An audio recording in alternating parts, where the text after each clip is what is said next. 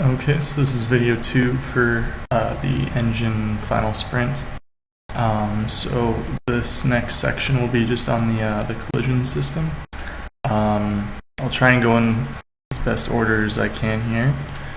So first was just the collidables themselves, and having users be able to decide what type they are going to be. So here's an enum that basically just lets users define what type. There's a setter here somewhere for it. It does have an internal B-sphere collision volume. That's just the default B-sphere that's on all the collisions. There are no there's no graphics objects here. Some of the initialization stuff is mostly taken care of here in, I want to say, the constructor. Yeah. So it'll run a, oh, yeah, that's up there. Most of the initialization stuff is in the actual collision volumes themselves. But anyways, here this is the rest. Oh, here's the setter I was looking for. But the update collision data, everything seems to be in place here. This was from last quarter. The data update with the update collision runs whichever compute data it is, depending on which volume it is. Then of course the default B-sphere update. Let's see. So then next was the different collision volumes. So one thing I did was I created a box base class, which both the AABB and OBB derive from.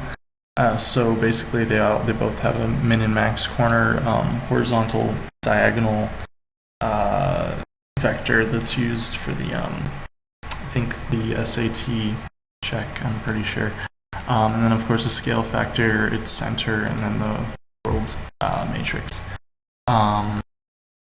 So the AABB here, we'll do this one first with all the different intersect functions, the debug view, and the compute data. So I won't go in. Oh yeah. So this is also, I think it talks about it here. This is using the visitor pattern. The visitor pattern here.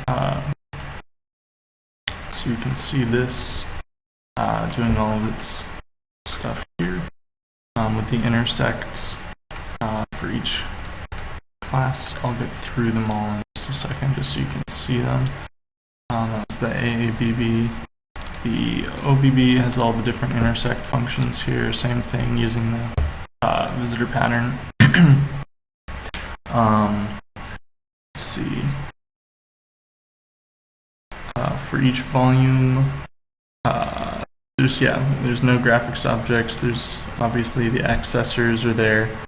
The data update, I think you're talking about this one for the compute data, is here. I should also do the B-sphere.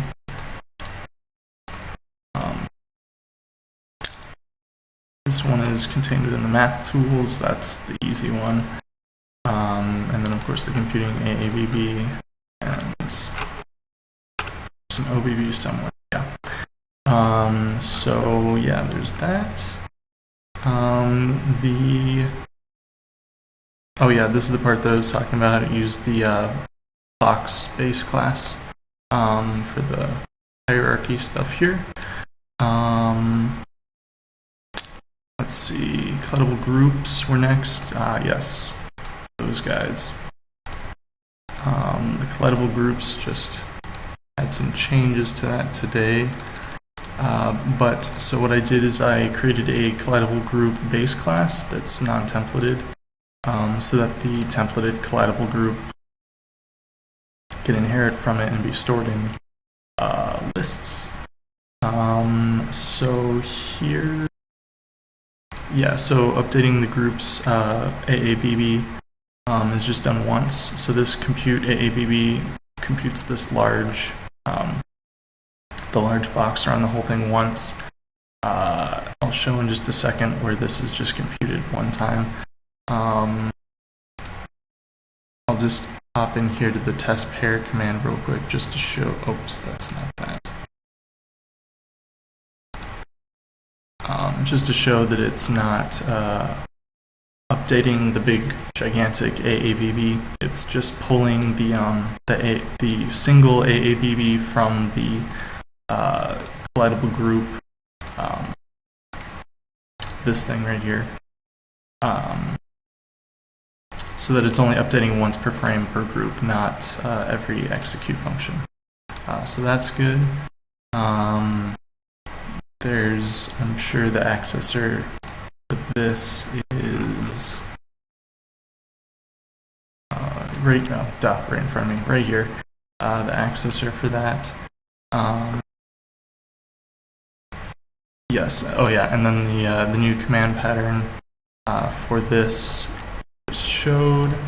And then next up was the collision manager.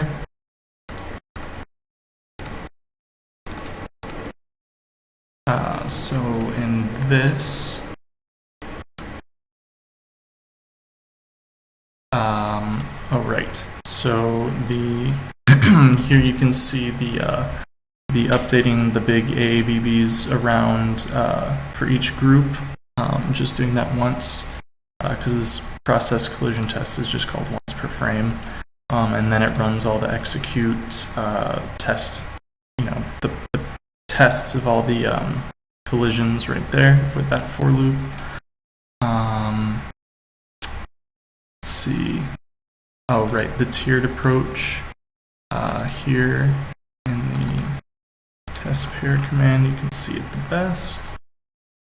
So there's the 4 different tests. So the first one was the big group, and then the B spheres, I want to say. Yeah, the B spheres against the box. And then the default B spheres themselves, and then the actual final volumes themselves. So that's there. Let's see. Oh yeah, and then same thing for the self-test. The self-test uses the first test of the B spheres only, and then if it passes all of that, then it runs the actual collision tests. So that's good. And then the terrain test. Pull that up. There. Yeah. So here, looking in the terrain test, I think this is pulling into the visualizer.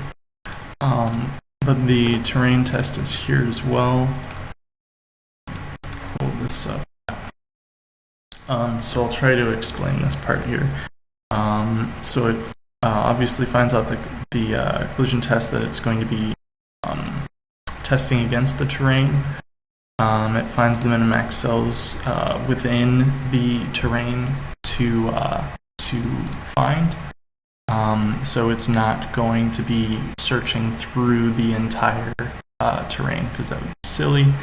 And then there's a terrain iterator class that I should probably pull up real fast. And what this class does is it basically makes it much faster to search through a smaller subsection of the whole terrain. So there's just a min and a max, and it searches through them simply. So that's that. So then what it'll do is it will then iterate through the small box in the terrain. It'll set the current AABB from that, and then check the B spheres intersection with that AABB that it just created. So this is kind of like the tiered approach. And then if it passes that, then it actually does the intersect with the actual object itself. and if that passes, then it calls the collision train function from that game object. So that's that, and I think that is most of the stuff for collidables and collision. So thank you.